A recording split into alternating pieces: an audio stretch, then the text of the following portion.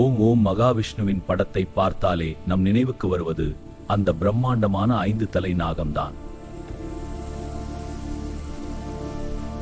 உலகத்தையே தனது தலையில் தாங்கிக் கொண்டிருக்கும் ஒரு மகாசக்தி என்பது உங்களுக்கு தெரியுமா? அவரது பிறப்பின் ரகசியம் என்ன? அவருக்கும் வாயு பகவானுக்கும் நடந்த அந்த பயங்கரமான போர் எதற்காக? அவனது பலம். ஆதிசேஷனின் வியக்கத்தக்க வரலாறு இப்போது அவிழ்க்கிறோம்.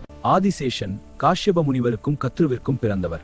கத்ருவிற்கு பிறந்த 1000 நாகங்களில் இவரே மூத்தவர்.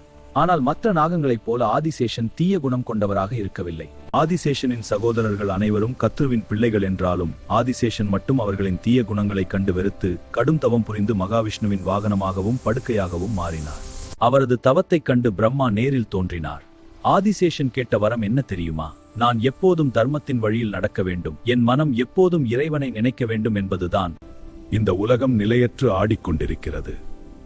இதை உன் தலையில் தாங்கும் வலிமையை உனக்கு தருகிறேன்.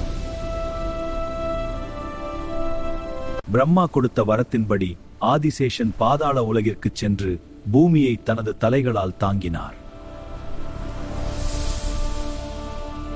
அறிவியல் ரீதியாக பார்த்தால் பூமியின் ஈர்ப்பு விசையை தாங்கும் ஒரு சக்தியாக ஆதிசேஷன் மித்தொடவர். உலகம் அழிந்தாலும் அழியாத ஒரு சக்தியே ஆதிசேஷன். திருமால் பார்க்கடலில் பள்ளி கொள்ளும் போது அவருக்கு குடையாகவும் படுக்கையாகவும் ஆசனமாகவும் மாறி சேவை செய்கிறார். அதனால்தான் அவருக்கு அனந்தன், அதாவது முடிவற்றவன் என்று பெயர். ஒவ்வொரு யுகத்திலும் திருமால் அவதரிக்கும் போது ஆதிசேஷனும் அவருடன் பிறக்கிறார். யுகத்தில் துவாபர யுகத்தில் கிருஷ்ணரின் அண்ணன் பலராமராகவும் அவதரித்தார். கலியுகத்தில் வைணவாச்சாரியர் ஸ்ரீ ராமானுஜராகவும் யோகக்கலையை தந்த பதஞ்சலி முனிவராகவும் இவர் பிறந்துவிட்டார். நான் பதஞ்சலி, யோகத்தின் வழிகாட்டி. ஒரு முறை ஆதிசேஷனுக்கும் வாயு பகவானுக்கும் இடையே யார் பெரியவர் என்ற போட்டி வந்தது. வாயு பகவான் அந்த மலையை அசைக்க முயன்றார். நாரதரின் அறிவுரைப்படி ஆதிசேஷன் ஒரு கணம் மூச்சை அடக்கிய போது வாயு பகவான் மலையின் ஒரு பகுதியை தூக்கிச் சென்றார். அந்த மலை துண்டு விழுந்த இடம்தான் இன்று நாம் தரிசிக்கும் திருப்பதி திருமலை.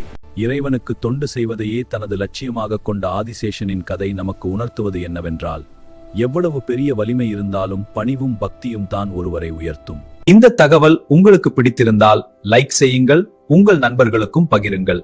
மீண்டும் ஒரு சுவாரஸ்யமான ஆன்மீக தகவலுடன் சந்திக்கிறேன். நன்றி, வணக்கம்.